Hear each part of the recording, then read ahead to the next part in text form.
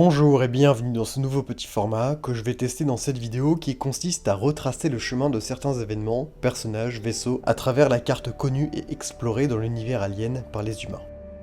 Je commence cette série avec les voyages des préquels, donc du Prometheus et du Covenant. La vidéo sera assez courte, ce qui me permettra d'avoir vos premiers avis sur cette idée de série de vidéos, qui serait un bonus à la chronologie alien.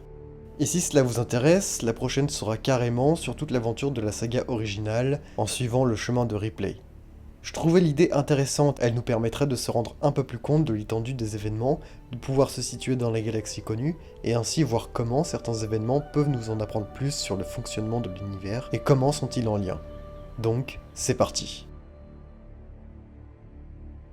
Nous commençons notre voyage en 2091 avec le départ du Prometheus depuis la Terre vers LV-223 sur les traces de l'origine de la vie sur Terre.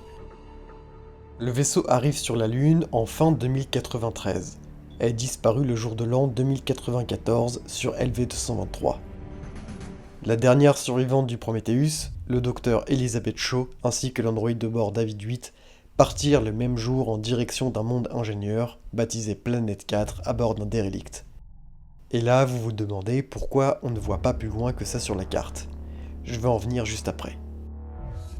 Quelques années plus tard, c'est le Covenant, construit en 2093, qui part depuis l'orbite terrestre lors de l'année 2103 pour Origaï-6 dans le but de fonder une nouvelle colonie, bien plus loin qu'LV-223.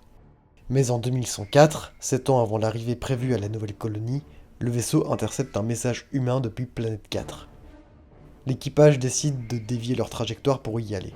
Une série d'événements catastrophiques font perdre presque tous les membres de l'équipage, mais ils finissent par reprendre leur route avec en son bord l'androïde David 8 pour Origaï-6.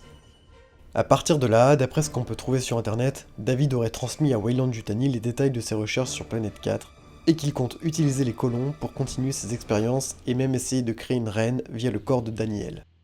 Les transmissions de David ont été interceptées à la place par le corps des Marines coloniaux, mais furent par la suite supprimées, ce qui fait que le statut officiel du Covenant est qu'il est aujourd'hui disparu.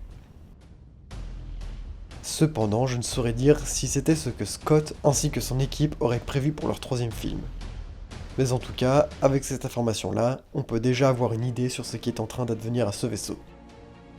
Et c'est entre 2110 et 2112 qu'une loi est créée, instaurant une limite de 20 parsecs sur les distances à laquelle les colonies peuvent s'étendre.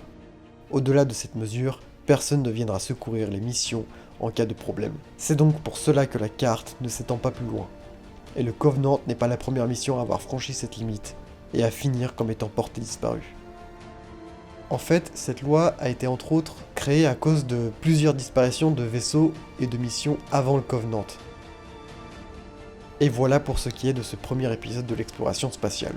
N'hésitez pas à me dire en commentaire si le format et l'idée vous plaît, et sur ce, à la prochaine.